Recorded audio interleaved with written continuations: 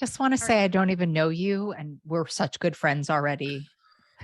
I love it. I know. It's always so funny when you hop on Zoom with someone you've like communicated on email and social media with, But but I even love just like the part where it's like the ease in which we just disseminated like whose Zoom room we're at, like you are easy like Sunday morning. I deeply appreciate it. I'm so glad to know you more. I mean, it's just like nice when you meet other people who have ease as a core value, Yeah, I none of this agree. like, you're not on the Zoom. I'm not. You're like, hey, we have 2 Zoom dates. Where do you want to go? Yeah. Where Love do you. we want to Bye. meet? Where I do we know. want to meet? What do we want to do? I mean, I Yeah, imagine that has something to do with gut health. If I know anything about gut health, no for stress, sure. no stress. For sure. Hi, Dr. Finley. Welcome to What You're Craving. Well, I'm so glad to be here You're and you're one have a of chat. you're one of very few people that I like sort of stalked to come on my show. You're the beginning of my stalking Oh, people I to come love on my it. show. Thank you. We thank you, my beautiful community. And I thank you. So also love a good origin story, and you have such a good origin story. So can you tell us a little bit about that? Yeah. I mean, do you want the long or the short? I mean, I want the real. I want the Okay. heart. Like honesty is my love language. So, whichever one that is. Okay. Well, I always tell people I was born constipated. There we go. And Exactly. and that's why we're here. Yeah, So that's the end of the story. No, just kidding. yeah, that's it. That's why we're here. So yeah, I was born constipated. I honestly thought that everybody felt the same way that I did because I really didn't know anything different. I just thought that everyone had stomach pain and bloating and fear of food and everything. And then I realized, wait, I don't think everybody feels like this. Like there's something wrong. Why do these other people not have these issues? And so I decided I was going to study nutrition in college for 2 reasons. One, to fix my digestive issues, but two, I was a swimmer.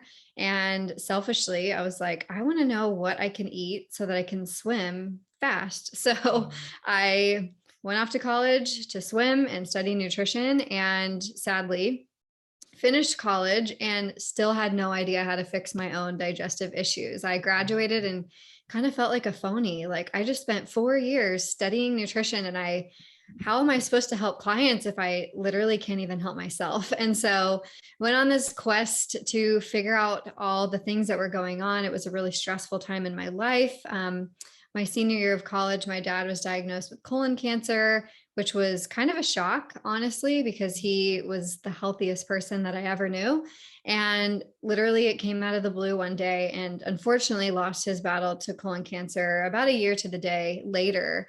And that then further sparked this journey of like, okay, if my dad had colon cancer, like what's going on with me and like why do I have all these issues? So I started getting more into like the functional medicine space and started to understand how instead of putting everything in a box, I was seeing now how the body all worked together. So it was kind of this big, like a biochemistry lesson. All of a sudden, I was like, okay, so the digestive system is not separate from the brain and from the thyroid and from all these things. And ended up going and getting my doctorate, which was more of a functional medicine approach. And now I always tell people, there's no reason that you need to get a doctorate to figure out your digestive issues. I already did that. So, yeah, I went on this journey to get a doctorate, finally started having all these light bulb moments and realized that the reason that I was constipated, the reason that I was bloated, the reason that I now had Hashimoto's and all these other issues was not because of food. It was because of my gut and how my gut was actually processing these foods. And it was also because of stress. My digestive symptoms flared terribly after my dad passed away. And I started learning about the connection between grief and stress and digestion. And so here we are. Now it's my pleasure. I get to help empower other women to find relief from their digestive symptoms. And now I also get to train other dietitians so that they can do the same. So it's a great life. Love that. I have some follow-up questions. Yeah. Yeah. But I do love that. And I'm so sorry about your dad. That's tough. I come from the single parent life too. So really sorry about that. Um, when you said like when you were little that you like I just think that for as a therapist, right? I love that formation of like how the constipation turned into all of these other like beliefs about food in yourself. What kind of you said that you had like I had constipation, which meant that I had like fear of foods. Like, how did that all come to pass? I mean, I just remember thinking like, if I eat this, I'm going to not feel good. Or Mm. like a story that I have, which is like slightly humiliating, but also now I can laugh about it.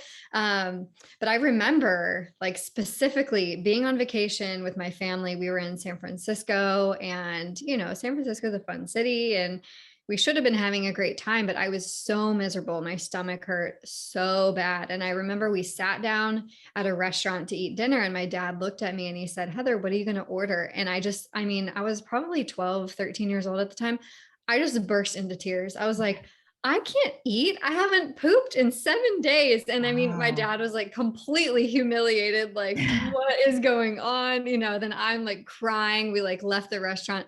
It was like not a good look, but Yeah, I mean, yeah, I mean, but like, were they taking you to doctors and everything? That's such a long time to not have a bowel movement. oh yeah. Well, and I mean, they did, but like the doctors would say like, "Oh, you're fine. Like it's just sometimes people don't poop every day," or Oh my like God. sadly, I mean, I'm not that old, but like sadly back in the day, Right. they No, I didn't was thinking that. Yep. they didn't know as much about the gut as we do now. Like I don't even think people really knew about the microbiome or bacteria or anything at that time. Yeah. um this is like more than 2 decades ago, so it's just We're which like is keto crazy. brand, right? Yeah, which is crazy to say, but it's I think my parents did their best with like trying to figure out what was going on, but like really nobody had answers Mhm. besides like, well, you're just constipated, take Miralax. I actually remember one doctor Yeah. telling me, because I was getting really bad headaches, and one doctor just said, just take an ibuprofen every day. And my mom was like, surely that's not good for you, right? Like surely she at this age shouldn't be taking ibuprofen every single day, right? And they were like, no, no, no, it's fine. Who So cares? Who we were cares? just getting lots of like, we'll just take this medication every single day, but no one was actually trying to figure out like what's the problem. And now looking back, I think it's a lot clearer to me, like probably there was a lot of reasons why, but yeah, like no one could figure it out. And so I also think it's like I was put on Citrasil, when I was, I don't know, 12 or 13, like samesies, samesies, samesies. And like when I think back and the little I know about gut health, which is really what one of the thousands of reasons I want to talk to you today, but like just prescribing like Miralax and Citrasil, what would you call those? I'm not a nutritionist. Like, but like this is medications for me to get normal. And given like what I know from the little bit of following I do on Instagram, or, I guess I know a little bit more than a little bit, but the idea that that can be changed completely through stress and diet is oh, totally. so Yeah. And sad. I would just kind of classify it as a band-aid approach, like Yeah. you're not necessarily fixing the problem, you're just making the symptom go away, which is good because you don't want to have the symptom of constipation, or in other cases maybe people have diarrhea Right. or acid reflux or whatever it is. But I think the question that we always want to ask, whether it's digestive health or something else, why am I Yeah. having this symptom? Even related to anxiety or depression, and probably things that you see a lot in your practice. Like, Yeah. okay, what's the core thing that's causing this? Like, what's at the root of all of this? I'm loving on this research though, because for a billion years, like I would be saying, the stress is getting in the way of, your relationship with food or this anxiety or this whatever, or this Diet Coke, which I want to talk about. And it's like people just have such a hard time wrapping their head around the idea that our emotional health absolutely impacts our body. The dissonance is off the charts. So I just love the opening, first of all. Yeah. Well, and I mean, I think, like I said, they didn't know much about the gut brain connection years ago. And it's still something that we're learning more about every single day now, but we know enough to be super dangerous now. Like, okay, what's going on in your gut? does affect your brain, and what's going on in your brain does affect your gut. So these like highly anxious people or highly stressed people tend to have more digestive issues. So Right. we can't just think about the gut when we're thinking about gut issues. We have to think about the whole body. We have to think about the brain, stress, situations, Well, they etc. call the gut the second brain, right? Yeah. I love that. I mean, but I Yeah. and also like how I mean, I just like love Scandal. Like I was 100, and she'd always be like, "Trust my gut," and I'm like, "Yeah, exactly, Olivia Pope. I'm with you." I got so into that show, How good was it? I just but then rewatched it. It's they cut the guy's really head good. off and I had to stop. I could Oh, not. So I haven't watched past when they chopped the guy's head off. I was like oh. traumatized. I was I like, literally okay. just watched it. I do because of my own anxiety and the current status of the world. I just watched shows I've watched over again. I was enthralled by it. Anyway, it's Oh my highly gosh. recommend. Highly Yeah. recommend. I So, probably have to go back to it. oh, tell me if you do, because I would love to have a book club about it. Highly reco Scandal. Also, very good distress tolerance skill. That show will just take you over. Yeah. It's on Whew. Hulu. It's on Hulu, in case you're wondering. Yeah. So, can you just take me to like a second grade understanding of this microbiome? Like first Mhm. grade, kindergarten, like really, like my mom's always like, stop sounding like such a therapist, Molly. Like, really, like my Yeah. 5-year-old godson could understand it. So the funny thing is, my daughter, she's 4, they had to bring a book to school the other day. And I have this book called The Magical World Inside of You that is all Ooh. about the microbes in your gut. And I'm like, poor girl, she loves this book because she's all into unicorns and rainbows, just like every kid her age. And she thinks it's like the most fascinating book because it talks about this magical world inside of you and like your gut bugs. And so now we're like sitting down at dinner and she's like, what do my gut bugs say when I eat raspberries? And Oh, so I'll like make I'm up all these starting to use words. this in my own personal. I'm getting this book tomorrow. I'm getting like It's after we get amazing. off. I'm sure it's on Amazon, but Yeah, it me was too. written by I think it was written by the founder or someone that works with the probiotic company called Hyperbiotics. I'll send you Mhm. the link. I But can't wait. anyways, I used to give this book at like baby showers because it's a good like wooden like Oh, that's so hard book. cute. Yeah, it's a great gift and people are like, of course you're giving this book. But anyways, all that to say, that's how I describe it. Like you have this magical world inside of you that you can't see, but it does so much for you. And there's trillions of bacteria that keep you healthy. And we And think that of bacteria as I think of bacteria as like all bad, oh yeah. like get that off of me. I need to go wash my hands. But what you're saying is not all of bacteria is bad. No, in fact, lots of it is good. And so, especially if you think about the last couple of years, like in this pandemic time, most people have become very scared of bacteria and viruses and everything else. But there's lots of bacteria that actually help us to fight illness and fight sickness and fight other chronic diseases. And so, these bacteria we get from our mom when we're born. So, the really cool piece is that you inherit your microbiome from your mother, who also inherited hers from her mother. So, like by improving your gut health, you actually can create generational change, which is like when you think of it that way, like how Yeah. empowering is that? Yeah. So your route of birth influences this, even where you live influences this. What you eat influences this. Obviously, exposure to antibiotics and Yeah. all of those things are going to influence it. Your mood influences this. There's even research showing like negative thought patterns have a negative effect on the gut. So it's not just what we eat. And I think a lot of times, especially in just the culture that we live in, people are like paranoid of food. And I think a lot of people think that gut health is about what you shouldn't eat, but really gut health is about what you should eat, because the more variety of foods that you can eat, this is actually going to influence your microbiome, because as it talks about in this little book, your gut microbes are picky eaters. And so the bugs that like raspberries are different than the bugs that like green beans and oats and whatever else. And so if you eat the same things all the time, you're going to have a very limited, narrow microbiome, versus if you eat a diverse array of foods. So that's kind of the second grade. You have bacteria in your gut and they do lots of things for your body, and you can fuel them by eating fiber from foods. You can also fuel them by exercising and sunshine and mood and laughing and lots of things. Can you walk me through, fabulous. Thank you. Yes, yes, yes. And so our main goal in life is to help keep the good bacteria happy and multiplying. I mean, that's Yeah. not everybody's main goal in life, but Yeah. Yeah. Happy and in your gut, because just like you need food to survive, they do too. And I guess the caveat here too, or the other thing that I'll mention, is you don't just have bacteria in your gut. You have bacteria all over your body.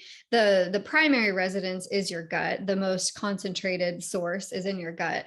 But yeah, you have these bacteria and they influence lots of things in your body, which is really cool.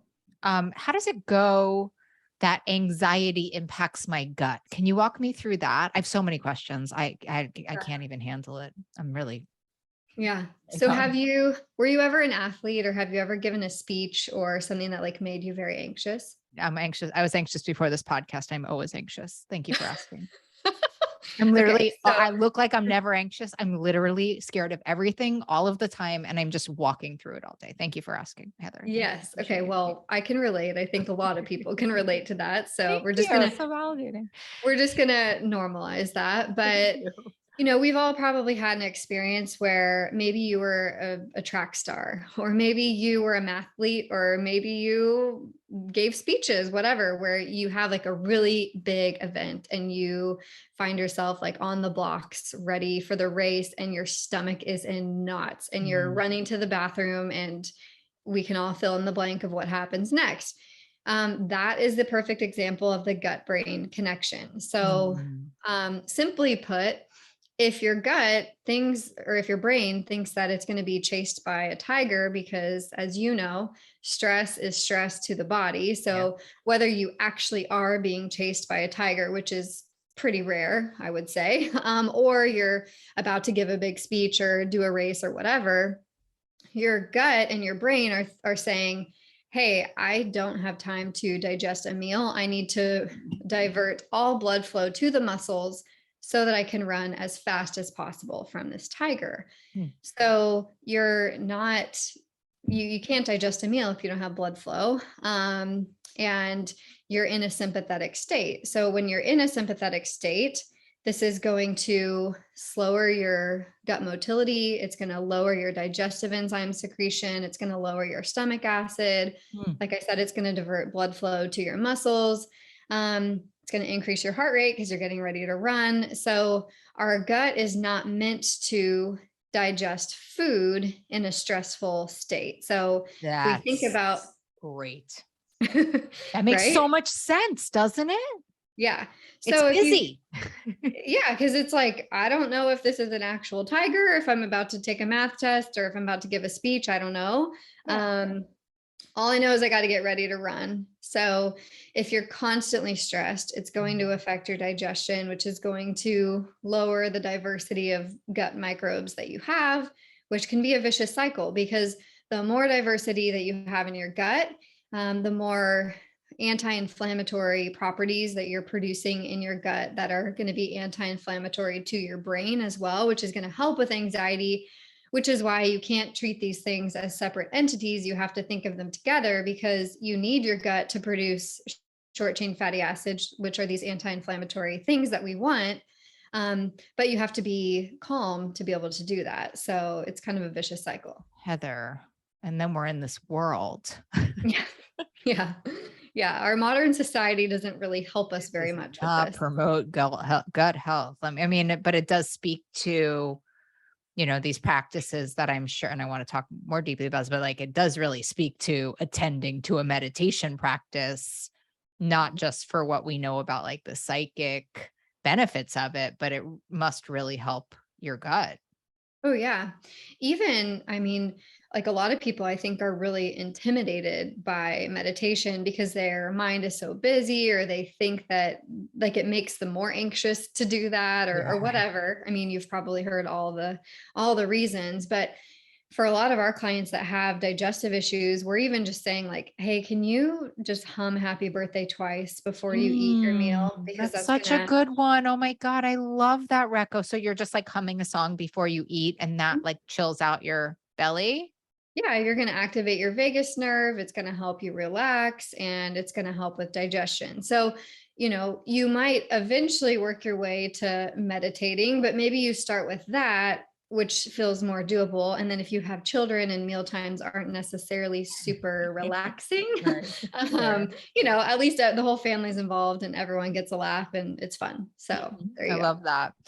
So where does like the constipation come in here? Like, can you walk me? Cause I'm sure everybody is, first of all, what is normal, like bowel health Yeah. in your opinion? Yeah. So normal bowel health is going to the bathroom, number two, 1 to 3 times a day. Okay. Three is not necessarily better than one, but essentially by the end of the day, you want to feel relieved and you want to feel like there's nothing left. Like you don't want to be straining, trying to force out super hard pellets. And You you don't want it want to to feel be like heavy, like there are nights like a Bob and night, like a late dinner. I'll feel heavy in my belly when I go to sleep. That's not ideal. no, yeah. And then on like the bloating scale, the question I always get asked is like, well, what's normal for bloating and what's not? So bloating can be normal. If you eat more than you normally do, you might be bloated. That's okay. There's no judgment there. That's just what's going to happen.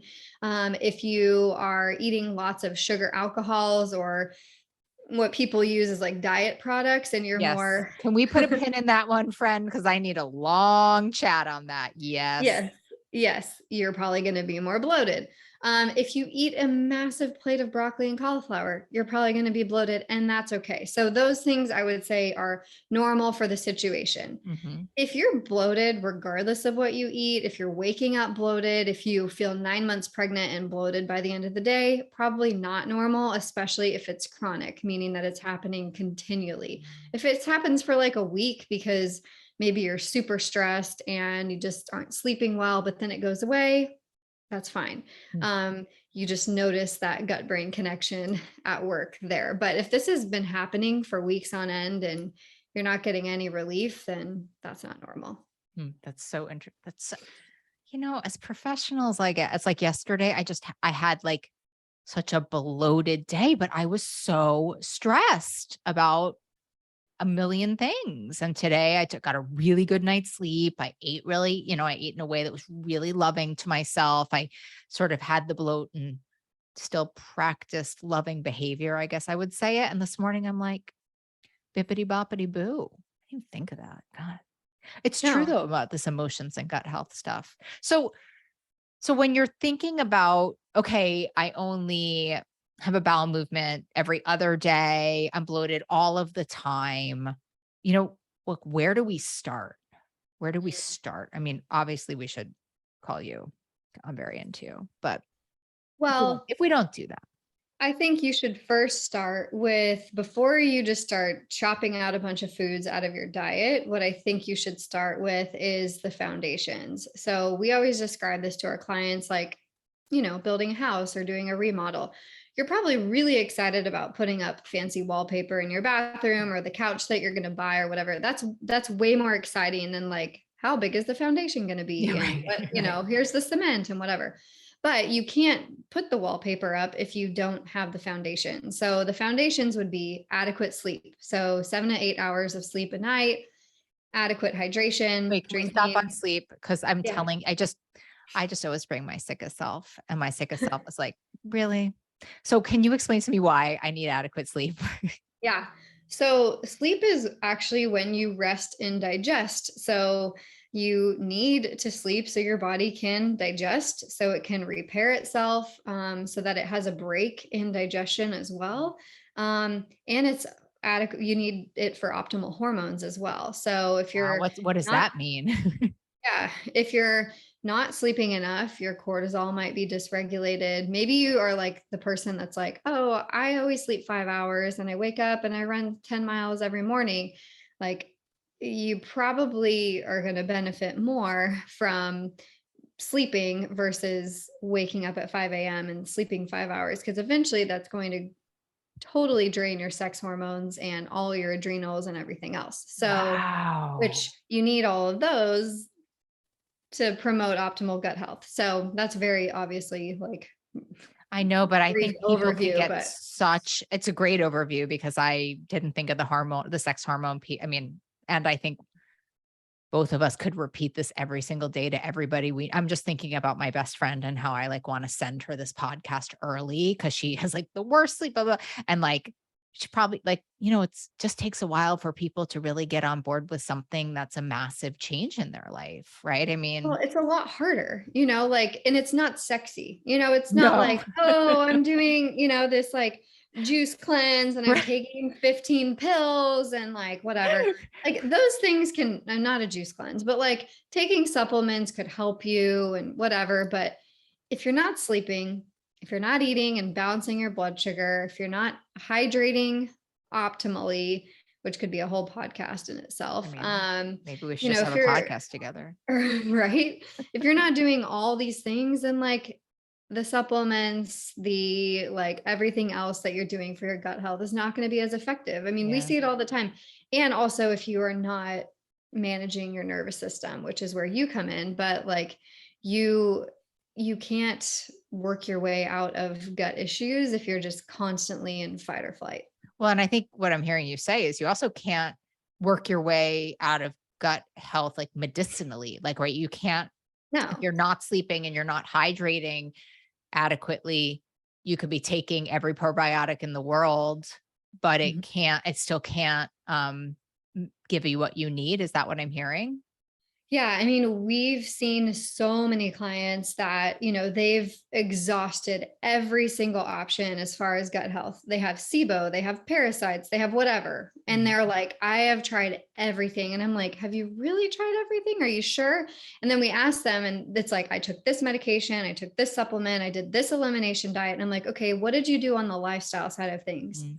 Well, I'm too busy. I don't have time for that. And I'm Right. like, The last okay, answer. Right. you It's the know, last house on the block and no one wants to live there. Right. because it's hard, like it's hard to prioritize sleep. It's hard to say no to things that you really want to do when really you should be saying yes to resting and sleeping. It's Yeah. hard to say yes to like prepping some meals so you can balance your blood sugar throughout the day. Like these things, Yeah. they take work and they take consistency. It's also hard to say yes to getting into the practice of either, like you said, meditation or any kind of nervous system practice that's going to help with regulation throughout the day, where people are they're constantly stressed. They're constantly just wired and running on adrenaline, but like our systems were not made to work that No, way. And no. so, Well, and I I mean, think I think that there is I mean, and this is what the stress hormone does. I mean, it's so hard to eventually you become aligned with fight or flight being what it is. So often I'll say to people, like, I have these women that are, just treading water with their head above the waves. And they mhm. think like because they can breathe above water that that's good enough. And I'm like, there's an island over there with like cabana boys and like daiquiri, well, sugar-free daiquiris, well, not daiquiris, seltzer, you Mhm. know, just waiting for you. It just takes a little bit. And I think, especially, I wonder what you think about this. I also think for people who have made like a big life change, people listening to this, they've done a lot of work with their food or something, right? Like that you're saying, no, no, no. And you need to work on sleep and Mhm. you need to like, I think I could really rile a person up to say you have to do more, huh? Oh, totally. And I don't even necessarily think it's about doing more. It's about doing the best yeses for you. So like maybe all these wellness practices that you're doing, they're helping, but they're not moving the needle as much because you aren't sleeping and Mm-mm. balancing your blood sugar and working on your nervous system. Then you can add in some of these other things, That's but we kind of get shiny object syndrome a little bit. to And say the so least. That's you a know, great way to look at it though, which is is what I'm doing to impact my health the most optimal use of my time. That's really yeah. good. And it's going to change, right? Like Mm. maybe right now you have small children and you have a really busy schedule. And so sleep is what you need versus like maybe in a couple of years, your kids are in college and you have more time. And so you can prioritize some of these like more trendy wellness practices Right. because you have the finances, you have the time, whatever it is. But Yep. sometimes it's going back to the basics and really like weighing in on those. But Yeah. all that to say, this was like a really long answer to say, I'm obsessed with this answer and I we, actually have follow-up questions to this answer. So keep talking, sister. okay, well, we see, I mean, so many clients in our program that feel like they've exhausted every option. They feel really hopeless. They feel really stuck. And the reality is they don't need to do more. They need to do less, but they need to do the right things. And Mm. so a lot of it is actually simplifying digestive health, going back to the basics, not making it complicated and making it doable. Because, if you're put on some kind of like detox or elimination diet or medication or whatever it might be, and you're like, I cannot wait to be done with this in 30 days. I cannot wait to be done. Like, that's not sustainable. Like, Right. Right. we're trying to make your gut feel good for the long term versus like just for 30 days. So, like, And let's I was figure out just, what's going to move the yeah, needle for you. my thought was also about like, in my experience dealing with all this diet trauma, like the level of like hypervigilance that comes with people's hopelessness. Like you're explaining it beautifully. When people come to me, their adrenal, when you said, did you see what I wrote? When you're like, I'm just going to like go to the bathroom, I'll be on, I'd be like, take your time. Bad for the rushing is bad for the adrenals. Like I say that all the time. Don't rush. It's bad for your adrenal system, but it's so true. And Mhm. that mindset of, I'm never going to get well. I've tried everything that, it's just like, even that is just so bad for the nervous system, the adrenal system, the endocrine system. Like, I just, it's such an important thing for us all to remember, which is like, take a breath. Like everything's Yeah. fixable. Like we'll figure it Let's out. take a break. Yeah, Right. let's take a deep breath. I know Yeah. we have clients that do that and they'll message us and they'll like send like one massive run-on sentence. And I'm like, okay, before you press send, I want you to take 3 deep breaths. Yeah. And then I want you to decide like, okay, is this the most effective like like, am I going to actually get the answers that I want if I send a frantic message versus like, can I Oh, can I calm my thoughts to like ask clear questions so that yeah. because then it becomes a self-fulfilling prophecy because you've confused everybody. No one knows what you're actually asking. And what And happens from also there. like, just as you were, I'm trained in breath work. And I remember when I got trained in it, she was talking so much about how we brace our breath, which effectively is how we hold our breath, which I'm sure is miserable for gut health, like Yeah. in and of itself. And just as you were telling that story, because I note it all the time, but just as you were telling that story, like my whole body, my entire body just braced. Yeah. Isn't that Yeah. imagine? I used to sit when I used to live in New York. I would just sit on the subway and be like, "Oh my god, I'm bracing again." Reading emails. I stop breathing every time I read an email. Mhm. Yeah. Isn't that's really bad for my gut health, isn't it? It's yeah, because you gotta have oxygen down there so that you can digest. So, I mean, I don't know. I might not have wait. So I know it's a longer podcast, but can you just tell me a little bit about hydration? oh yeah, of course.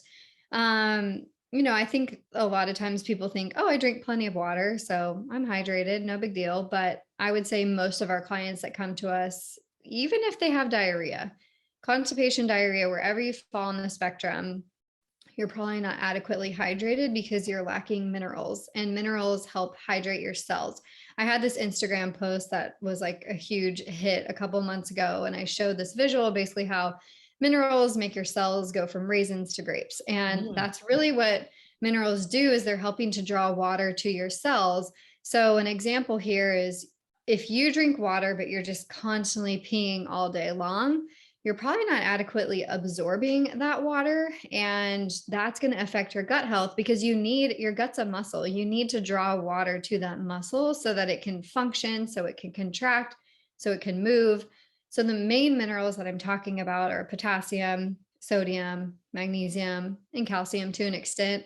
Obviously, there's many other minerals, but those are kind of the core ones that we want to think about. And so we typically are having clients actually add minerals to their water, So whether that's smart. adding salt to their water, whether that's adding some kind of electrolyte replacement. It's going to vary by person because some people need more salt than others. Some people need more magnesium than others. Some people need tons of potassium, some don't. So you can start with just like a basic electrolyte powder like Ultima or something that's like pretty low dose minerals, but it's going to help just replace, especially even in the filtering process. Most people are filtering so many minerals out of their water, which isn't good. What aren't most of those filled with, this is my own question. I owe you, I'll pay for the session, but, but like, aren't most of those like filled with, fake sugar? Not like Ultima has stevia in it. But most of them don't have, well, I guess it depends.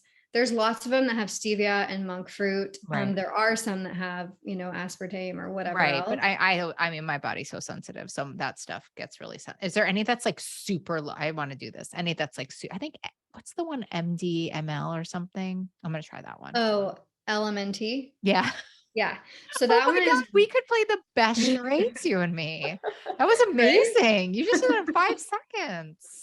That one is really high in sodium, which typically most of our clients need. I think a lot of people are scared of sodium, but really most people need way more salt than they think. So Element is one of my favorites. It tastes like a margarita. They're not even sponsoring our show. No, yeah, free advertising for them. Get on that. But there are like, if you are sensitive to stevia and monk fruit and all that, you can there's trace mineral drops that are just trace minerals that don't have sweetener in them. I have like a big Amazon list at the end. Maybe I'll put it in the show notes. My Amazon list from my time with Heather. Trace mineral and the book. I love it. Yes. So look in the show notes, everybody. So I want to hear 2 things. I know you don't want to talk about this, but can you tell me like top 3 things that are real foods that are really bad for, we understand stress, but that are really, really bad for my gut? Top 3 foods. And then I want to talk about what to do. Yeah. Let's see. Top 3 foods that are really, I would say sugar alcohols. Yeah. Which isn't a food, but like, yeah, it is. I think people would consider that. I think at this point, the amount of like Quest bars people are shoving down their throats, thinking that they're doing something good for themselves. Yeah. Just stop with the sugar alcohols. Yeah. I was take it out of your life. Friends about this the other day. It was actually a really hilarious conversation, but, they're going to cause you tons of bloating, tons of gas, and tons of just abdominal discomfort. So like anything that ends in OL, probably not great for your symptoms. Yeah. Can I also say that xylitol is poisonous for dogs? Oh, is it? Yeah. Oh, I didn't know that. And we like ingest it like it's no big deal. I know. It's like really my sell on artificial sweeteners these days is like it kills dogs. Oh my gosh. Yeah. Sometimes that'll turn people. Seriously, I didn't know that. That's really think scary. about it. It's like kind of poison in this. Like it's man-made. It's not like, like onions aren't so good for him either, but But yeah, like nevertheless, they're going to kill him. But yeah. Right. Exactly. Yeah. Totally lethal for dogs. Yes. I'd probably add alcohol to the list. Fascinating. I like to enjoy a glass of wine here and there. I feel like the older I get, the less I enjoy it. But if you're drinking wine or drinking alcohol every night, that's not going to be great for your gut. There's lots of research that shows that alcohol damages your gut lining. It's also going to increase. Typically, people are going to have diarrhea after consuming alcohol or like a looser stool. Especially if you have histamine issues, especially red wine can trigger that. So not saying never drink alcohol again, but like just be careful about alcohol consumption, limit it to like once a week or whatever. And I don't mean like then just go crazy once a week, but you so see us, don't you? Yeah, like it's not a free for all. Gosh, and then it's like a frat party. Yeah.